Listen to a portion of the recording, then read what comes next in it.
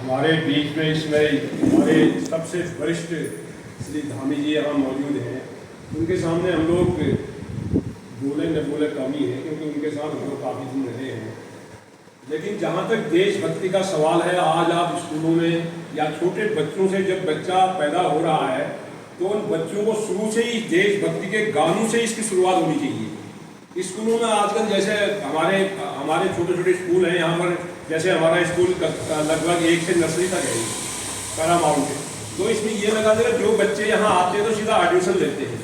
तो एडमिशन लेने वाले बच्चों को ये होते हैं सारे देशभक्ति उनके अंदर, चाहे वो हमारे अंदर वो छोटी सी लड़कियाँ हों, छोटी छोटी या बच्चे हों, उनको शुरू से ही इसमें जो प्रार्थना करते हैं उसमें देशभक्ति का एक गाना जरूर शामिल किया जाए। क्योंकि जिन संगठनों में भी हम लोग जाते हैं या जहाँ पर भी हमने देखा, देशभक्ति हमारे सर्वोपरि इसलिए है क्योंकि हम लोग इस देश के नागरिक हैं।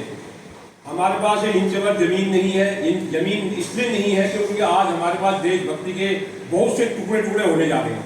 इसमें इस प्रकार के लोग भी आगे हैं जो हमारे देशभक्ति को आगे नहीं बढ़ाना चाहते हैं। तमाम हम लोगों ने देखे हैं ऐसे संगठन हैं जो कि हमारे वहाँ कुछ तो उसको आतंकवाद के रूप में देख लीजिए आप।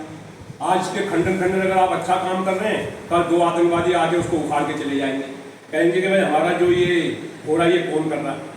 चाहे वो इस देश में जितने भी धर्म के धर्मावली लोग रह रहे हैं या धर्म के लोग रह रहे हैं, सबसे बड़ा प्रावधान यह है कि वो अपने को पहले स्वावलंबी बने। स्वावलंबी बनने से पहले आज मैं उत्तराखंड के काफ़ी जगह में गया तो हमारे यहाँ जो आज सबसे बड़ा संगठन हमारा जो है, जैसे हम लोग उदाहरण के लिए छोटी सी बात कर रहे हैं, इसमें कोई राजनीति से कोई संबंध नहीं है हमारा। सारी हमारे वहाँ जब जहाँ भी हम लोग जाते हैं तो हमारे यहाँ लोगों के अंदर एक भावना पैदा होगी, बीजेपी को वोट देंगे। आप ये लोग देख रहे होंगे, सभी लोग देखा मैंने पूरी जगह, मैं भी गया हूँ, 2-4 जगह गया हूँ। तो जब मैं एक घर में अगर 4 लोग हैं तो उनमें से एक अलग निकलेगा और 5 आदमी कहेंगे बीजेपी को वोट देंगे। क्योंकि ये क्या हुआ, इसका मुख्य कारण क्या होता है? सबसे पहले हम लोगों को अपने अंदर देशभक्ति जागृत करनी होगी। हम देश के नहीं है तो हम किसी के नहीं है, हम अपने माँ बाप के नहीं है तो हम किसी दूसरे के नहीं हो सकते। सबसे देशभक्ति हमारे माँ बाप हैं जिन्होंने इस देश को ऊपर किया, इस देश को बनाया। चाहे उनके पास कुछ था नहीं था, लेकिन आज उन्होंने देश के लिए हम लोगों को पैदा किया, हम लोग जिंदे रहे। वही हमारी महिला शक्ति के संबंध में हम लोग जानते हैं, जगह जगह भाषण देते हैं तो उनका एक उंगली 2 उठाती है। इस 2 उंगली उठाने का क्या मतलब है? आप जो उठाते हैं देखते हैं। उसने कहा कि सबसे पहले देश और संगठन, इसका मतलब केवल देश और संगठन है। 2 उंगलियां उठाते ना, उन्होंने कहा कोई पत्रकार पूछा आपने वोट किसको दिया, वो खाली उंगली महिला उठा देंगी 2 या हम उठा देंगे। देश और संगठन, देश सब सर्वोपरि, देश से बड़ा कुछ नहीं दुनिया में, जिसमें हमें रहने के लिए, सांस लेने के लिए खुली हुआ छूट हम आज चल रहे हैं। यही बगल में अन्य देशों में आप चले जाइए, यही नेपाल में चले जाइए, क्या स्थिति हो रही है, यहाँ बांग्लादेश चले जाए, दूसरी का आप जा सकते हैं क्या? भारत के अलावा जाके देख लो क्या कंडीशन होगी आपकी, क्योंकि वहाँ देशभक्ति नहीं है। आज भी हम लोग जितने लोग हैं यहाँ पर, अगर हम लोग ऐसी देश के साथ स्वार्थ करते रहेंगे और देश के साथ हम लोग अपना प्यार नहीं करेंगे, एक दूसरा बच्चा कोई सामने गिरा हुआ है, सबसे बड़ा क्या होता है, गिरा हुए बच्चे को उठाना है, हमारी सबसे बड़ी देशभक्ति है। उसमें उसकी कोई जात पात का कोई महत्व नहीं है, लेकिन लोगों ने आज जात पात में देश को बांट दिया है। बांटने वाले लोग कौन है?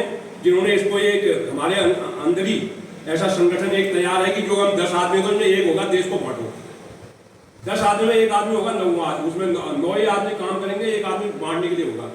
ये आपने देखा होगा, हमेशा देख लीजिए कहीं भी जाइए। अब मान लिया हम लोग यहाँ पर किसी काम को कर रहे हैं, हमने कहा हैंडपंप गाड़ना है उदाहरण के लिए, चलो सब तो पानी पियेंगे, जिसने गाड़ा वही थोड़ी पिएगा, सारे पियेंगे। लेकिन नहीं यार, गलत काम कर रहा है।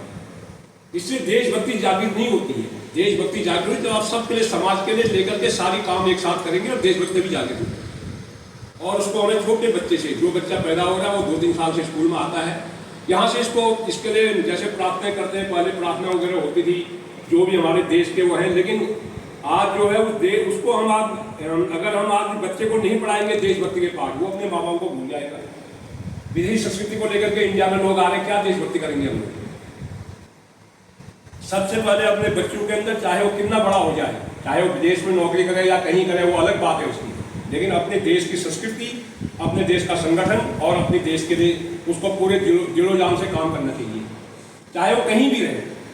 और उसको पहले बच्चे को यहाँ पर जाकर के, जो हम स्कूलों में पढ़ा रहे हैं, अब यहाँ तो छोटे छोटे बच्चे हैं हमारे पैरामाउंट में, मेरे ख्याल से छोटे बच्चे कक्षा नर्सरी तक जाते हैं, उसके बाद अगले स्कूल में जाते हैं।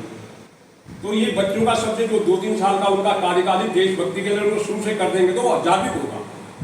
आप देख लीजिए कभी जी, क्योंकि आप तो अगर प्रधानाचार्य हैं, आप उस काम को रोज कर रहे हैं जी। अगर आप एक सेक्शन उसका जरूर होना चाहिए, कला, चाहे आप 20 मिनट पढ़ाएं, 25 मिनट देशभक्ति के संगठन के संबंध में। और दूसरी बात है, हमारा पहले क्या होता था कि हम हिंदी के साथ एक संस्कृत पढ़ाया करते थे, संस्कृत होता था। तो उसमें संस्कृत में एक चैप्टर आता है कि वसुधैव कुटुंबकम, देखा होगा आपने, जो आता है वसुधैव कुटुंबकम संस्कृत का शब्द है, हिंदी का रूपांतर लिए। क्योंकि पूरा अगर हमारा जो ये बच्चों को अगर इस चीज से लेकर के आप आज छोटे से बच्चों को एक चैप्टर आप देंगे, 20 मिनट का दीजिए, जितने मिनट का दे सकते हैं, तो मुझे लग रहा है कि उन बच्चों से लेकर के जो आगे के हमारा संगठन कमजोर हो रहा है वो आगे बढ़ेगा। मेरा विचार ये है। आप अगर इसमें सहमत चाहे पैदा कर सकते हैं, न कर सकते, क्योंकि आजकल भाई अंग्रेजी तो सारे बच्चे सीखते, कोई भाषा सीखो, आपसे कोई मतलब नहीं है, लेकिन अपने सबसे पहले अपनी संस्कृति, अपने देश की संस्कृति, अपने देश के संगठन, सबसे पहले हमारी ग्राम सभा में प्रधान होता है, उसकी इज्जत करना सीखो। प्रधान, क्योंकि हमारे देश की राजनीति इतनी गंदी हो गई है। और उदाहरण के लिए राहुल गांधी को देख लीजिए आप, अगर हम आज यहाँ पर एक रोटी खा रहे तो वो कहेगा तुमने मोटवे की रोटी खाई, गेहूं की नहीं खाई, ये कहेगा। उसको यही पता नहीं कि देश में क्या हो रहा है, देश की स्थितियां क्या है। भाई हर जब संगठन ये देशभक्त आदमी, जो भी देशभक्ति के संबंध में कोई भी आदमी जहां पर जिसको लगता है कि ये देशभक्ति के काम आने वाले हैं, उसमें मदद करे, उसमें ऊपर उठे और उस संगठन को मजबूत। संगठन क्या, हम तो देशभक्त हैं, इसमें क्या शक है। उसके अंदर ये जागृत होंगे, मैं देशभक्त हूँ, मैं भारत माँ की गोद में पैदा हुआ, यहीं मरूंगा, यहीं रहूंगा, और हमारे देश से बड़ा कोई विश्व में देश नहीं है, और सबसे मजबूत संगठन हमारे देश का यही है। प्रणाम करता हूं जिन्होंने देशभक्ति को जागृत करने के लिए आगे सबको बढ़ाया है। और मैं आज ही इन लोगों को भी प्रार्थना करता हूं कि जो स्कूल में बड़े बड़े प्रधानाचार्य हुए हैं, बच्चों को देशभक्ति के लिए आगे बढ़ाते जाएं। धन्यवाद। जय भारत।